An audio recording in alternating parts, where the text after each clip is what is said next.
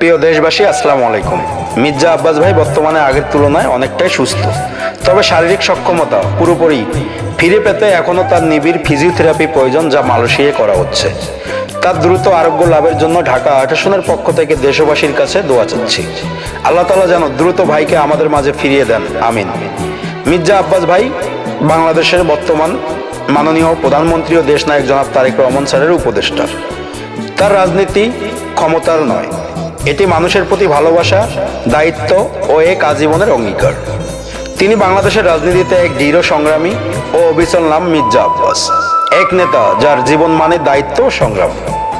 অনেক নেতাকর্মী ভুলে গেছে আমাদের সেই নেতা মির্জা আব্বাস ভাইয়ের কথা।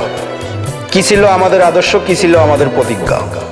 কিন্তু আজ আমি দেখতে পাচ্ছি দলের মধ্যে অনেক হাইব্রিড নেতা, যারা কিনা ক্ষণে ক্ষণে রং পাল্টায়, যেদিক থেকে আসে বৃষ্টি সেদিকেই ধরে ছাতা। এরাই হলো দলের হাইব্রিড নেতা। আগে শুনতাম সরিষা দিয়ে তারাই ভূত, ওমা এখন দেখি সরিষার ভিতরেই ভূত। মানুষ পাগল হলে বাঁধে রশি দিয়ে, কিন্তু রশি পাগল হলে বাঁধবেন কি দিয়ে? এক নেতা এক নাম, তিনি হলেন ঢাকা আট আসনের গরিব দুঃখী ও মেহনতি মানুষের নেতা মির্জা আব্বাস ভাই। তাই মির্জা আব্বাস ভাইয়ের বিকল্প ঢাকাতে আর কেউ নেই। সবার আগে বাংলাদেশ, বাংলাদেশ জিন্দাবাদ। জাতীয়তাবাদী দল বিএনপি জিন্দাবাদ। যুব দল জিন্দাবাদ।